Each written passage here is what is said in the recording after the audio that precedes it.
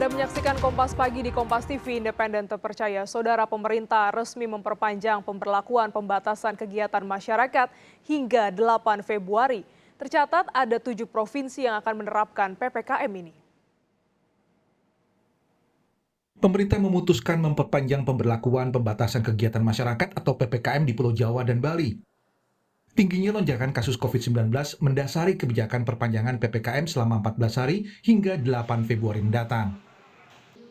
Sesuai dengan hasil ratas tadi, jadi Bapak Presiden sudah menyetujui bahwa pemberlakuan pembatasan kegiatan masyarakat mengingat dari data-data yang ada bahwa di 72 provinsi itu masih ada beberapa mulai penurunan tapi kurvanya belum flatten, belum turun ke bawah.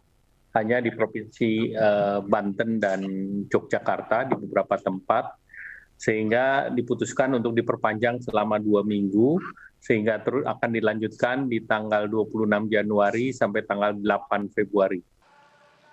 Sama seperti PPKM jilid pertama, kali ini PPKM juga tetap diberlakukan di 7 provinsi di Pulau Jawa dan Bali. Perpanjangan PPKM kali ini turut dilatar belakangi makin menipisnya ketersediaan fasilitas rawat inap di rumah sakit rujukan COVID-19. Lonjakan pasien corona seakan tak bisa dihindari. Di ibu kota, Wakil Gubernur DKI Jakarta mengatakan sebagian besar pasien COVID-19 yang dirawat di rumah sakit DKI merupakan warga luar daerah.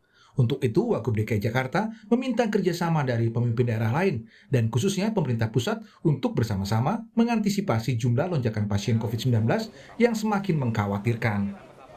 Rumah sakit Jakarta itu penuh, salah satunya disebabkan karena memang 27-30% itu diisi oleh warga non-Jakarta. Karena dalam melayani, kami tidak pernah membedakan apa warga Jakarta maupun non-Jakarta. Semua adalah saudara kita, keluarga besar kita, bangsa Indonesia. Yang kedua, yang saya sampaikan perlunya koordinasi ke Pak Gubernur, juga berkoordinasi dengan pemerintah pusat. Melalui pemerintah pusat nanti akan mengkoordinasikan perlunya dukungan bantuan bagi daerah-daerah selain Jakarta agar dapat juga mempersiapkan rumah sakit, tempat tidur, ruang ICU, dan fasilitas lainnya. Menanggapi hal itu, Kementerian Kesehatan mengaku sudah mengeluarkan surat edaran kepada seluruh rumah sakit di Indonesia untuk meningkatkan kapasitas tempat tidur penanganan COVID-19 hingga 40%. Selain itu, Kemenkes juga meminta pasien yang termasuk tanpa gejala bisa disiplin menjalankan isolasi mandiri di rumah masing-masing.